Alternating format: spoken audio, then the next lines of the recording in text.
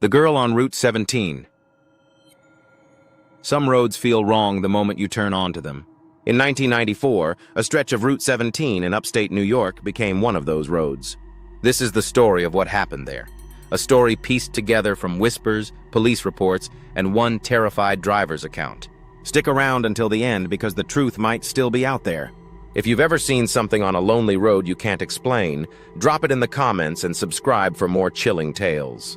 It was November, the kind of cold that seeps into your bones. Route 17 cut through dense pine forests, a two-lane road with no streetlights, just endless trees and fog. Locals called it the Ghost Mile, though nobody said why out loud. They'd just warn you, don't stop no matter what you see. Most drivers ignored the warnings, chalking them up to small-town superstition. But David Miller wasn't most drivers. David was 29, a delivery driver running late on his last route of the night. His old Ford van rattled along Route 17, the radio spitting static. It was past midnight, and the fog was so thick he could barely see 10 feet ahead. He rubbed his eyes, cursing the double shift. Then his headlights caught something, a flicker of white by the roadside. He slowed down, squinting. It looked like a girl, maybe 16, standing perfectly still. She wore a pale dress, too thin for the cold, her dark hair plastered to her face like she'd been caught in the rain. David's stomach twisted. What was a kid doing out here miles from any town? He pulled over, his tires crunching on gravel. The girl didn't move, just stared at the ground. "Hey!" he called, rolling down his window. "You okay? Need a ride?" She didn't answer. David hesitated. Every instinct screamed to drive away, but he couldn't leave her there. He grabbed his flashlight and stepped out, the cold biting his skin. The air felt wrong, too still, like the forest was holding its breath. "Miss?" he said, approaching slowly. She lifted her head and his flashlight beam hit her face. Her eyes were empty, like black wells, and her lips were blue. David froze, his breath catching. Then she spoke, her voice soft but sharp, like a knife through the silence. "You shouldn't have stopped." The words weren't a warning. They were sad, almost regretful. Before David could respond, she turned and walked into the trees, her bare feet silent on the frost. He stood there, heart pounding, unsure if he'd imagined it. But his van's engine sputtered behind him, then died. The silence was deafening. David wasn't a believer in ghosts. He'd laughed off stories of haunted roads and hitchhiker spirits. But now, alone on Route 17, he felt watched. He scrambled back to his van, fumbling with the keys. The engine wouldn't turn over. Then from the trees he heard it.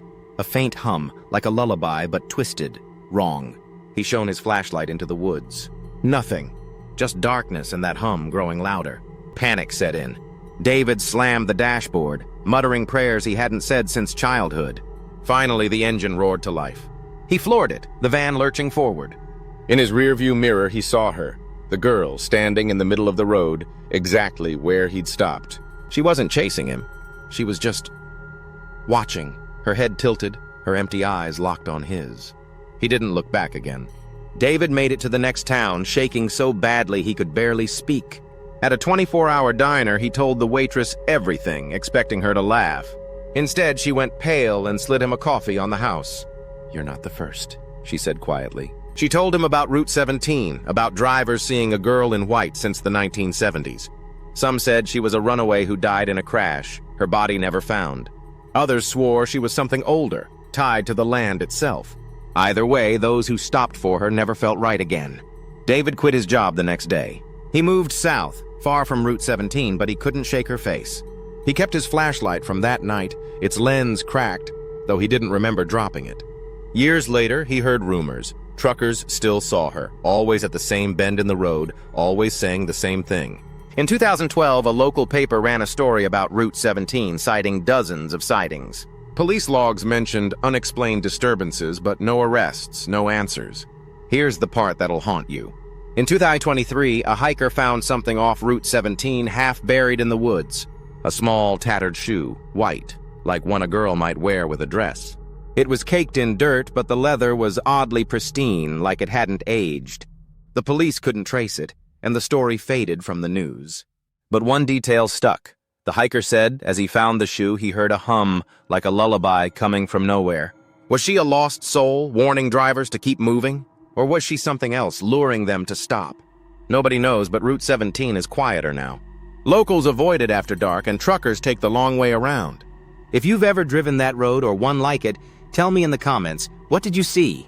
Hit that like button if this gave you chills, and subscribe for more stories that might just keep you up at night. Until next time, keep driving.